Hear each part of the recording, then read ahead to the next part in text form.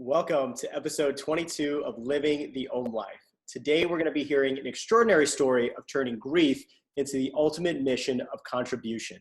We have a very special guest who has been kind enough to open up her heart and come on this program. Welcome to the show, Elizabeth Barry. Liz is an entrepreneur, visionary, mindset coach, motivational speaker, author of The Kind Communicator, which I have right here, and Design Your Mind to Be Kind. More importantly, she's my dear friend. Elizabeth, welcome. How are you? Thank you. I am doing well now that I get to see your face. I've been thinking about you and miss you, and I'm sending good vibes to Om.Life, and I miss your aura very much. It's my haven. The feeling is very mutual. Liz, how have you been spending your COVID isolation time?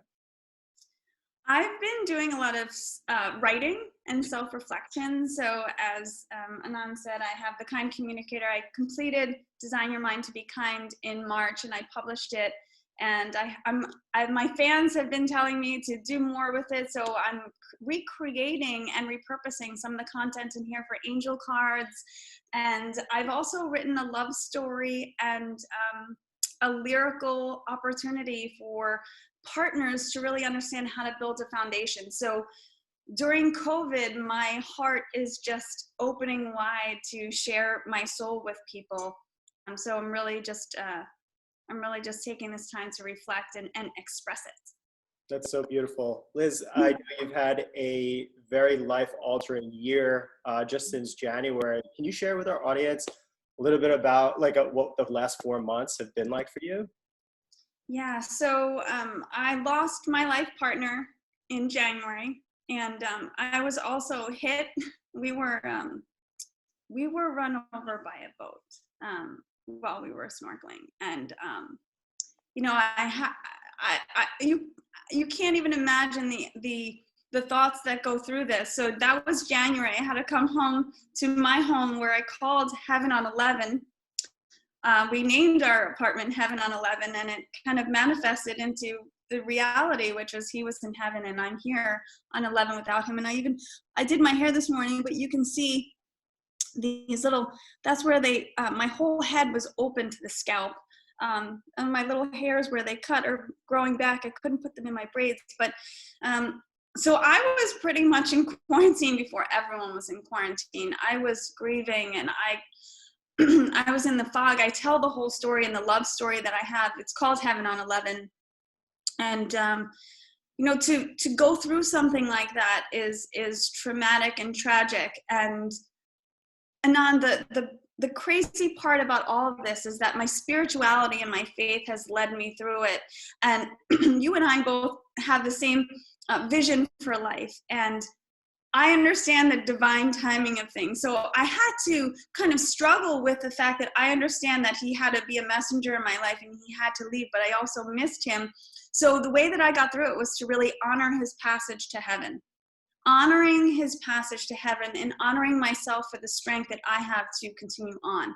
And that is something that everyone can really take for themselves during this time when we have the human natural tendency to complain or to feel bad about being enclosed in time. Really just honor yourself for your breath and the actual breath that you have right now. So I send everyone so much love who has lost someone from this pandemic, and anyone needing faith, it's right outside of your windows. It's called nature. Look at the sky, look at the trees, look at the water, and just honor your breath and yourself.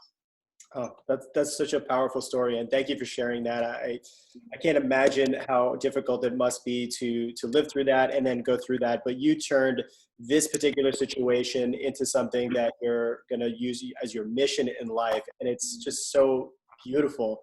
And a lot of people right now are going through that grief, whether it's through their health, losing a family member, for the planet itself.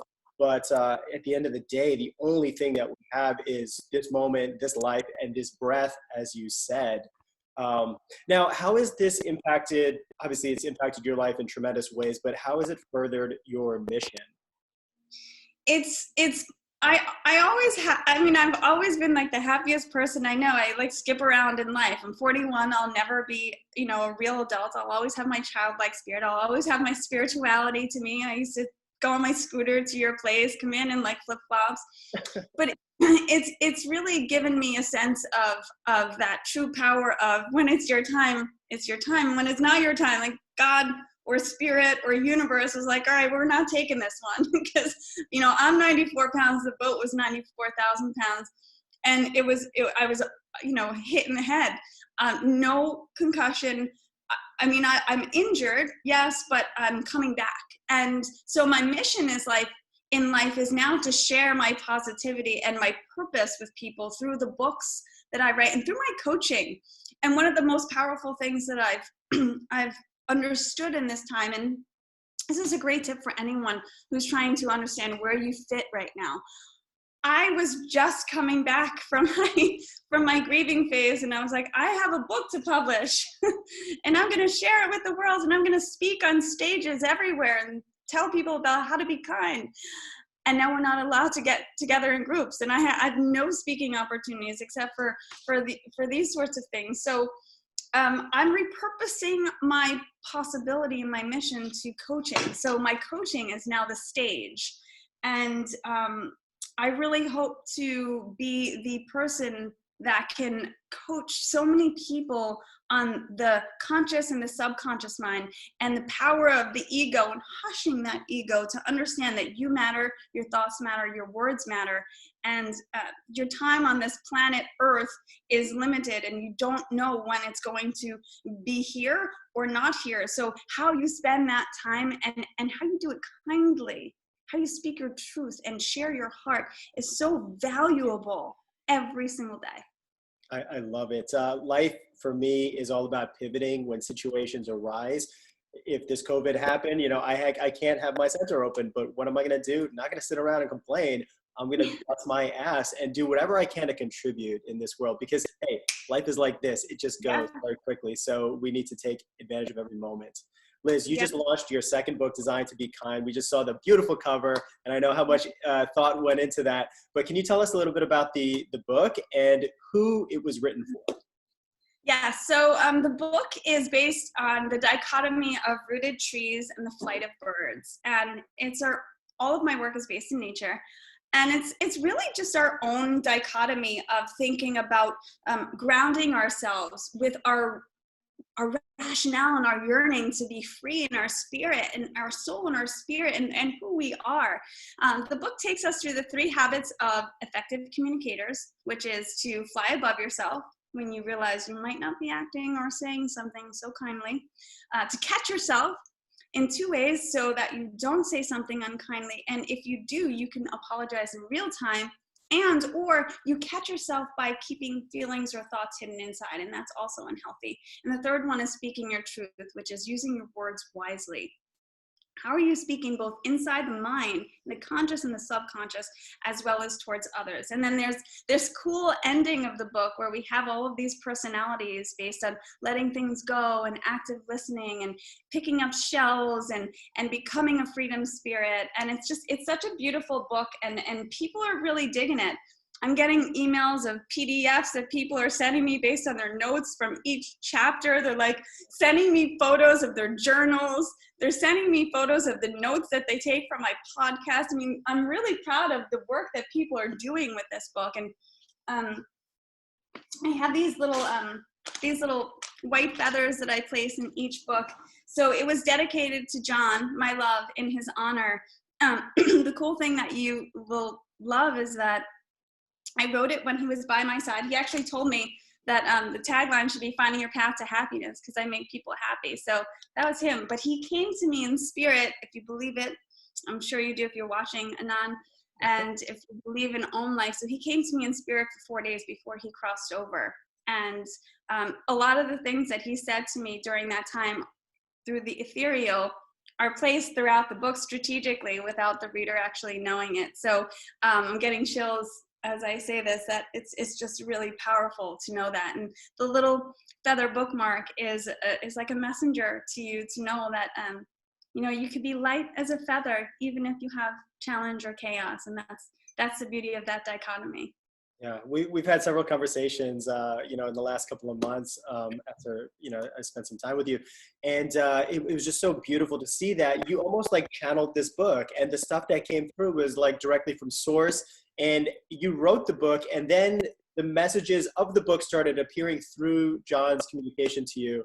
And I tell you, it's like these kind of things in life, they're just showing us that, hey, there is something more out there than what we just think in this five sense reality. It's so true. And the funny thing is, for most of us, this is why you get the coaching. This is why you should call me and work with me, is that, you know, and I even tell it in the book. The end of the book talks about imperfectly imperfect, where we don't always believe that someone else hears us, right? So I never thought that John could see. I used to tell him, well, I can see energy and I can feel people and I can feel energies, but I never, he never talked about it. He never even gave me the second about it. But when he came back to me, he said, I came to you because you have the eyes to see it, and you can understand where my messages are. And I thought to myself, wow, he really knew me. And when he was alive, I never really thought that. So it's such a powerful message for everyone listening, that we always doubt ourselves. That self-doubt and that insecurity is just from the ego mind. And the more you can work on yourself to balance that out, you can really truly love yourself in the moment and love everything about you, and know that other people are seeing it too, even though you don't think it. Absolutely. The universe is working for you, not to you. So if you know that in your mind and believe it, then everything that happens to you can be the greatest blessing of your life. Liz, what's next for you? I know you mentioned a couple of books coming out. I cannot wait. So what are you working on right now?